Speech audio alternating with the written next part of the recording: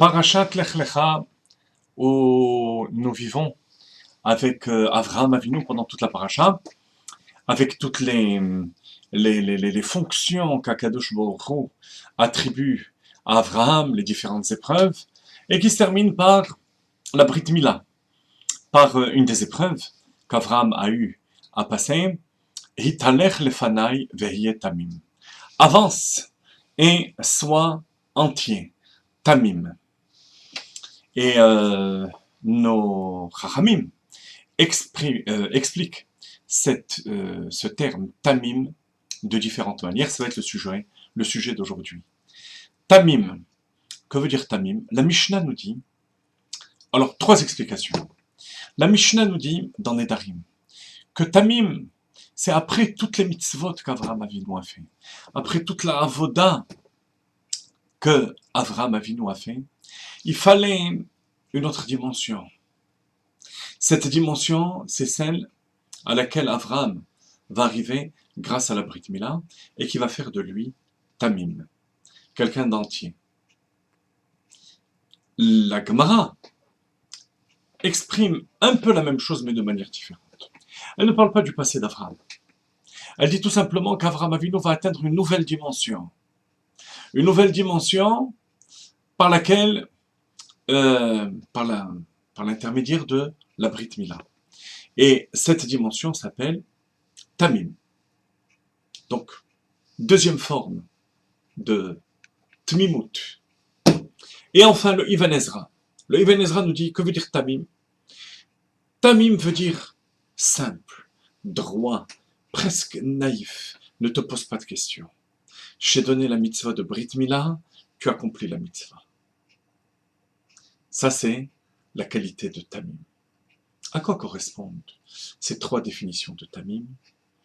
Alors, nous allons voir une explication magistrale du Rabbi à ce sujet, que ça correspond, les 3 qualités de Tamim, parfait, intègre, entier, correspondent aux 3 éléments de la Brit Mila, correspondent à Avraham, Yitzhak et Yaakov, et correspondent aussi à 3 manières de servir à Kadosh Baruch. Alors, 3 éléments dans la Brit Mila. Le Rogatchover, le Gan de Rogatchov, explique que lorsqu'on fait le Maaseh Mila, l'acte de la Mila, il n'y a pas que l'acte de la Mila, il y a ses conséquences, qui sont au nombre de 2. Premièrement, la personne se débarrasse de sa orla, du prépuce, il n'est plus harel. Donc il y a eu l'acte de la Mila, et il se débarrasse du prépuce. 3e élément, il acquiert le statut de Mahoul, de circoncis. Ces 3 éléments, on n'a pas le temps de l'expliquer dans le cadre des quelques minutes de la vidéo de la paracha, mais ces 3 éléments sont indépendants. On peut effectuer le Maaseh Mila, l'acte de la Mila, ne plus être Harel, mais ne pas être Mahoul. Inversement aussi. Donc ce sont 3 éléments indépendants. Prenons le fait de ne plus être Harel, de s'être débarrassé du prépuce. Ça représente la avoda de Sourmera.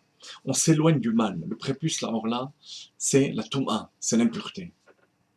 C'est ce qui correspond à la Mishnah, qui dit qu'après tout ce qu'Avraham a fait, il fallait une autre dimension qui va le débarrasser complètement de l'impureté, du mal, de son ego. Parce qu'il a beau s'être élevé à un niveau énorme, Anak Sheba Anakim, le géant des géants, Avraham Avinu, c'est le terme que le Rambam emploie pour parler d'Avraham Avinu, Anak, le géant, il reste quand même un être humain.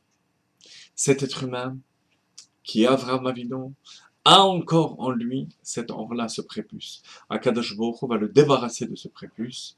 C'est la perfection du travail de Sourmera, de s'éloigner du mal.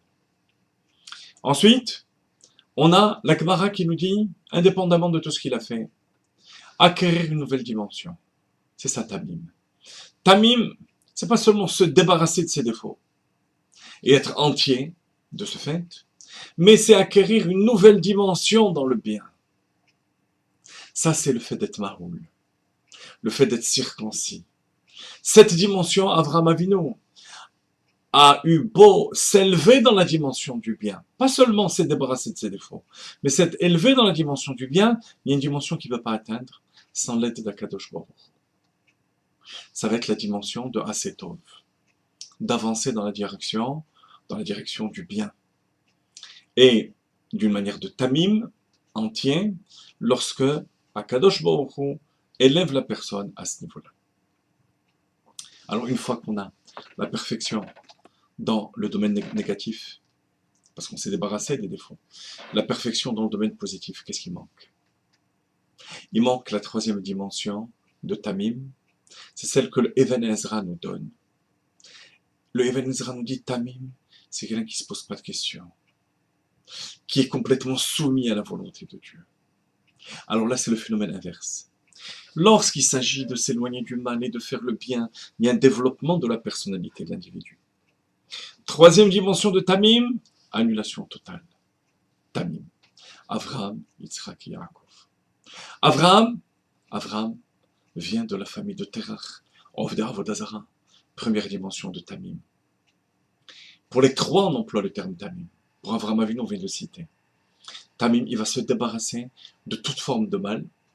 Il va falloir, pour sublimer ce travail de Sormera, le travail de la Mila.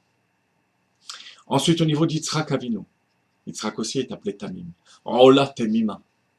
Alors lui, il naît déjà sans défaut, sans impureté. Il vient d'une goutte pure. Il va falloir lui conférer cette dimension de bien absolu par la Mila.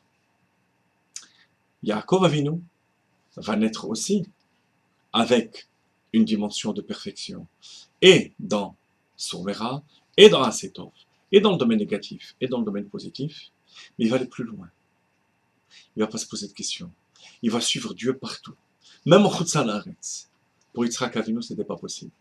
Il fallait qu'il reste en Eretz Israël. Ça, c'est la troisième dimension de Tamim Tihyeh Elokecha, c'est-à-dire la dimension de l'annulation totale. Ces trois dimensions, on les a héritées d'Avraham, Yitzhak et Yaakov, et chaque enfant qui fait la Brit Mila a ces trois dimensions de Tamim. Tamim Tihyeh Im Hashem Elokecha.